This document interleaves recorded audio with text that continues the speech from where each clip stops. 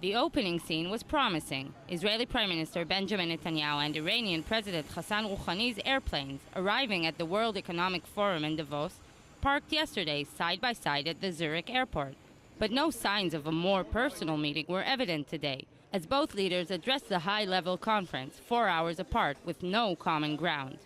Arriving to Switzerland just a few days after implementation of the Geneva Interim Agreement began, Rouhani is the first sitting Iranian president to attend the forum since 2004. In his address, Rouhani leveraged his new international standing to reach out to businessmen and investors and lure them back to Tehran. The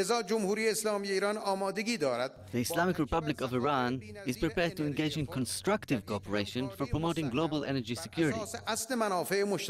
Determined to continue breaking Tehran's international isolation, the Iranian leader gave quite a moderate speech, stressing that his country's nuclear program is peaceful and appealing to the world to foster friendly relations. The implementation of the Geneva Agreement and its subsequent steps will completely normalize Iran's relations with Europe. Netanyahu, on his side, tried to keep on a positive face. After meeting Yahoo CEO Marisa Mayer and other world business leaders, Netanyahu took the stage, focusing on Israel's status as an economic powerhouse. Israel is often called the startup nation. I call it the innovation nation.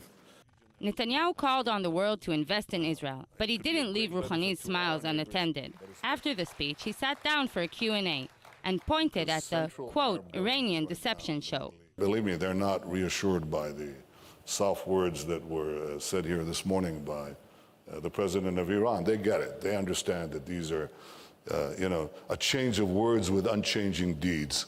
Netanyahu's harsh response was reinforced by the Israeli president Shimon Peres, who too slammed Rouhani's remarks. He didn't express support for peace in the Middle East. He's the only leader I know of that didn't say clearly the time has come to make peace between Israel and the Arabs. On the sidelines of the Swiss ski resort, both Netanyahu and Rouhani have other burning issues to deal with. The Iranian leadership was shunned out of the Syria peace talks, and Netanyahu is expected to meet U.S. Secretary of State John Kerry tomorrow to discuss the Israeli-Palestinian peace negotiations. The neighboring jets in the Zurich airport are probably as close as they will get, at least for the time being.